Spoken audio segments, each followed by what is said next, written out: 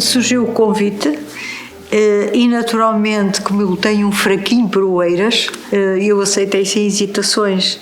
Aliás, devo dizer-te, eu não moro em Oeiras, mas tenho um pequeno apartamento que é uma espécie de refúgio numa terra que eu considero com uma enorme qualidade de vida e extremamente civilizada. Portanto, é um gosto estar aqui e, naturalmente, dada a minha paixão pela ciência e a minha longa carreira na ciência, eu não disse que não, nem sequer hesitei.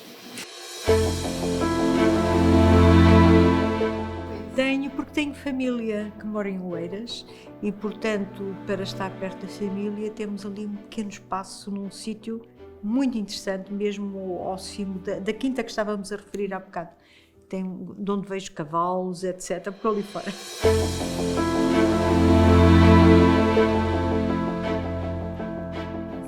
Bem, a minha carreira foi sendo construída à medida que surgiam oportunidades e ocasiões. Eu comecei eu vivi em Angola até aos 17, 18 anos, mais ou menos, e depois vim para a Universidade do Porto, para começar a universidade, porque na altura em Angola ainda não era possível, e vim estudar matemática, portanto era suposta fazer uma licenciatura em matemática. Entretanto, no terceiro ano eu descobri a astronomia e aí eu pensei que de facto a astronomia era aquilo que eu queria fazer, era o ter constantemente puzzles de que eu podia encontrar soluções, resolver puzzles, os puzzles reais, físicos, que o universo nos oferece. E, portanto, mudei de licenciatura, passei para a Engenharia Geográfica, que era aquela que tinha mais proximidade à astronomia naquele tempo, e depois, concluída a licenciatura, fiquei como assistente na Universidade do Porto e entretanto, surgiu uma oportunidade, ou melhor, eu criei a oportunidade de ir para a Inglaterra, para a Universidade do Sussex, estudar astronomia. Porque em Portugal, naquela altura, não era possível estudar astronomia, não existia astronomia a nível de investigação. E, portanto, fui fazer primeiro um mestrado e depois um doutoramento e regressei à Universidade de Porto. Entretanto, na Universidade do Porto, claro que um professor tem que fazer investigação também, e, portanto, eu trabalhava, tinha colaborações com colegas de vários países do mundo e observar. Eu sou observadora, astrónoma, mas faço observações e observar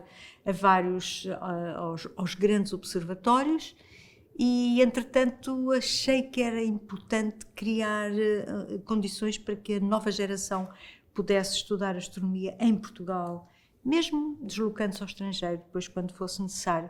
E, portanto, criei um centro de investigação na Universidade do Porto, Centro de Investigação em Astrofísica, uma licenciatura, um mestrado e um doutoramento, e comecei a ter colaborações com os meus próprios alunos. Aliás, os primeiros alunos foram enviados aos meus colaboradores em vários países, na Europa em particular, para entrarem na investigação ao nível que se fazia na Europa e que na altura não se fazia ainda em Portugal. Portanto, eu diria que eu tive a sorte de conseguir fazer aquilo que eu gosto, sempre com grandes oportunidades, com grande entusiasmo. E foi essencialmente assim a minha carreira de investigação, até que a certa altura achei que 40 anos era já muito.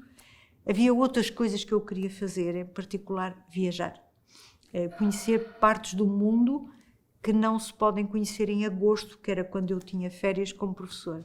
E, portanto, pedi uma reforma antecipada para poder viajar, essencialmente, e descobrir, em particular, a Ásia, que eu adoro.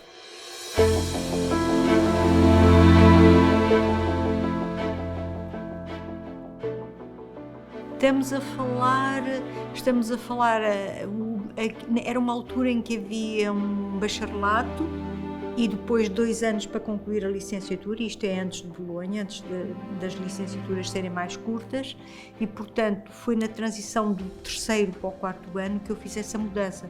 Portanto, estamos a falar em 50, ora deixe-me fazer as contas, 68, 69 talvez, nessa altura.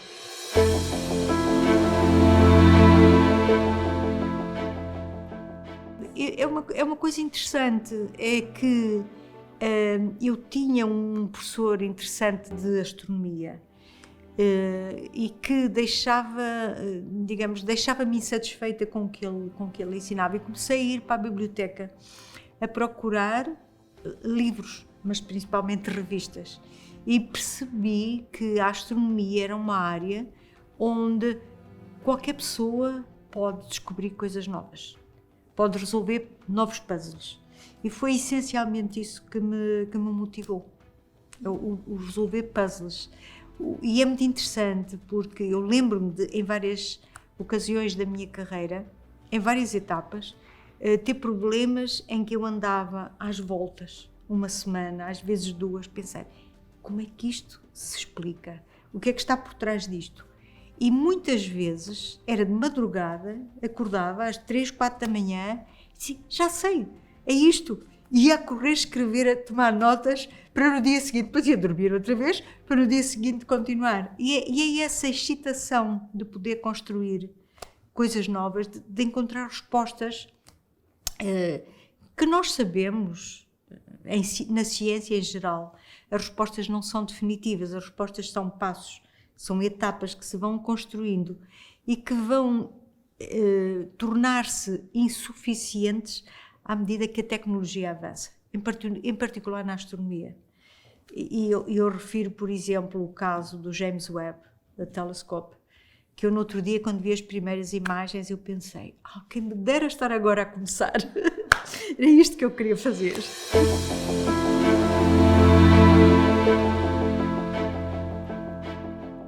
São sempre os mesmos desafios. A astronomia em Portugal está muito bem neste momento. Eu fico satisfeita de ver, digamos, referências, ainda agora, a semana passada, na Assembleia Geral da União Astronómica, numa lecture, numa aula, por um prémio muito importante, ao nível de um Nobel.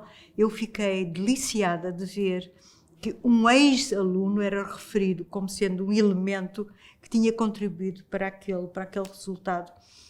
Portanto, a astronomia, as outras ciências, as outras áreas da ciência, as outras áreas do conhecimento são semelhantes, quer dizer, vai-se construindo. No caso da astronomia, como a astronomia é muito ligada à tecnologia, nós vemos melhor, mais longe, conforme os nossos telescópios, os nossos instrumentos, os nossos detectores vão evoluindo, e portanto é uma área em que eu diria é mais óbvia esse caminho por etapas, mas isso é verdade para todas as áreas de conhecimento, qualquer que seja a área, não apenas na ciência. Ciências são ciências, quaisquer que elas sejam, conhecimento é conhecimento, o conhecimento evolui, e à medida que nós vamos mais longe, começamos com outras perguntas, com outros desafios, e portanto é isso que é interessante no conhecimento, é o não estar feito, não estar consolidado. Eu acho que isso é verdade para todas as áreas de conhecimento.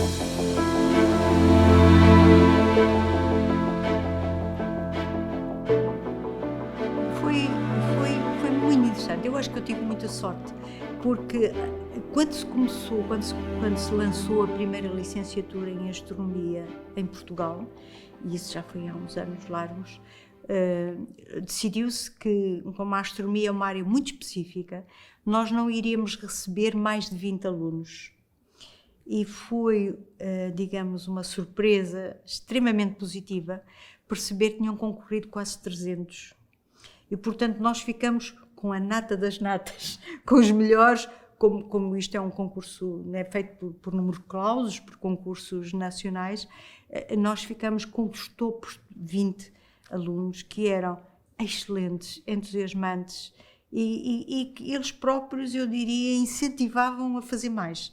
E foi por isso que a seguir se fez um mestrado, se fez um doutoramento, porque de facto os alunos pediam, incentivavam, contribuíam, e mais ainda, esses mesmos alunos eram o nosso instrumento para comunicar ciência a um público mais alargado, porque o entusiasmo deles pela astronomia era tal que eles iam às escolas, iam fazer palestras, eles estavam sempre prontos com mão de obra, gratuita, entusiasmada, a trabalhar para comunicar aquilo que eles gostavam também.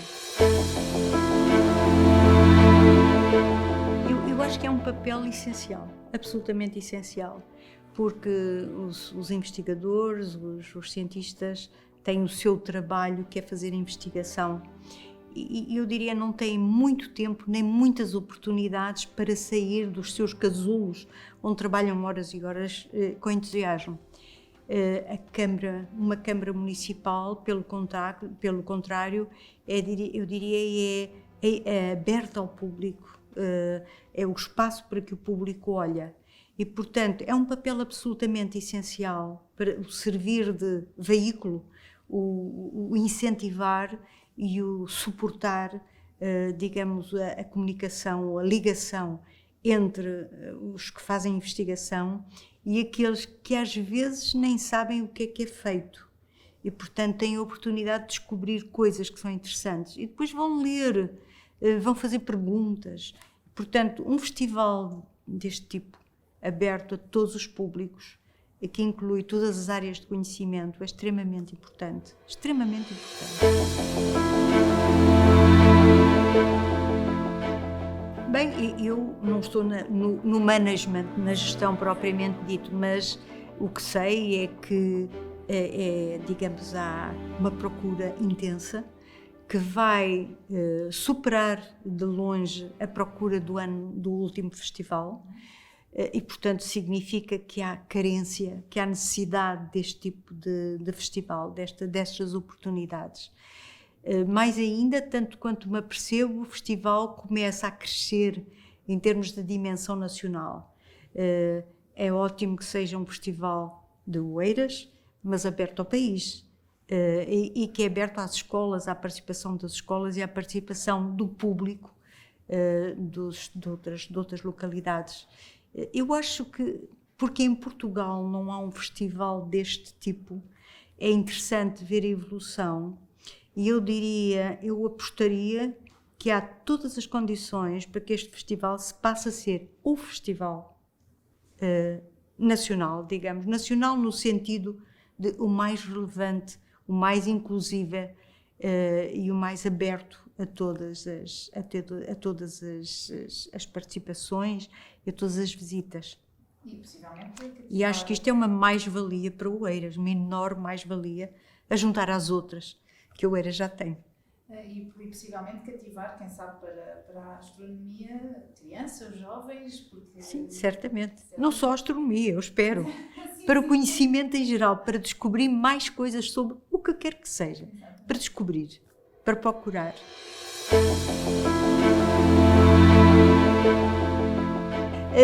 Eu, quando me reformei, como pedi a reforma antecipada, como disse há pouco, foi essencialmente porque eu queria viajar, estar disponível para descobrir outras coisas.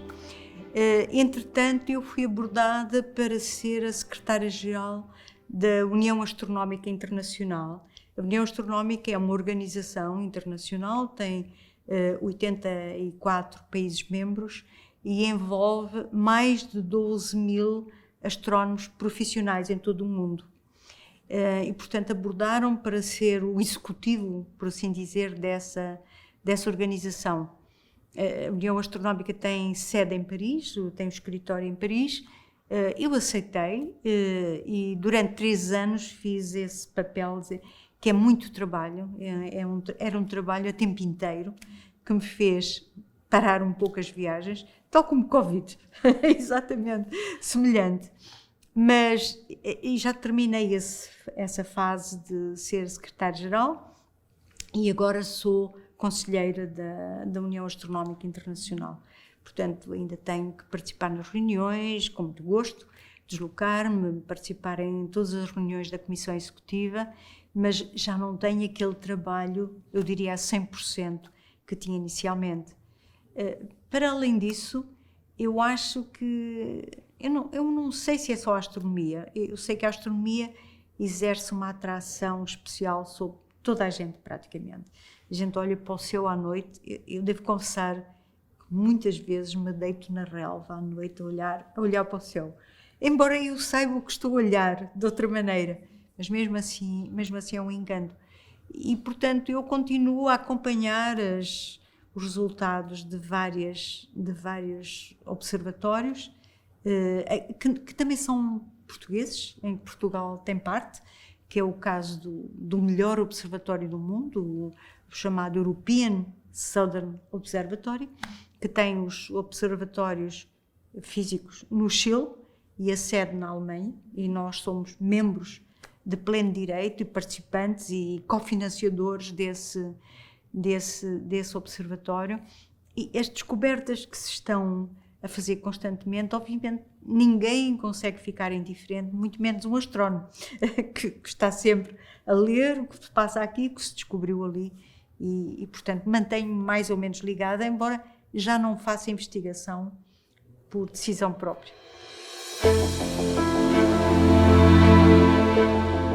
O céu único, e os astrónomos sabem isso bem, é no Chile, no deserto do Atacama, porque é um deserto extensíssimo, onde é impressionante a primeira vez que se vai lá, porque nada mexe, não só não há vegetação, como não há movimento, não há vida, é um deserto imenso. E depois o que de facto é impressionante é ver como aqueles observatórios, são mais do que um, sofisticadíssimos, funcionam num sítio, num local que eu diria é tão pouco atraente do ponto de vista de vida humana. Nos observatórios que nós, como membros do ESO, temos no Chile, desde a água até tudo mais tem que ser levado. Não há nada ali, é deserto, mas o céu é absolutamente fabuloso, absolutamente fabuloso. Quer digamos, em breve haverá 3 observatórios no deserto do Atacama, e em qualquer deles, em particular no que é localizado a 5.000 metros de altitude, digamos, a limpidez, a beleza, é indescritível, de facto, é indescritível. É o Chile de todo, comparando com os outros observatórios em que eu já observei. Bem, eu quando me reformei tinha uma longa lista de sítios que eu queria visitar, por ordem de prioridades. E visitei já alguns deles, ainda não acabei a minha lista. A minha lista é muito longa. A minha lista é muito longa, e por isso é que eu quis, portanto, estar disponível sem compromissos de lecionar e de orientar alunos, enquanto ainda tinha pernas e cabeça para poder deslocar-me. Devo dizer que a minha prioridade de topo não tinha propriamente a ver com o céu, tinha a ver com o mar, que eram as Maldivas. E, de facto, foi uma experiência absolutamente única, e onde eu vou querer voltar ainda, se for possível.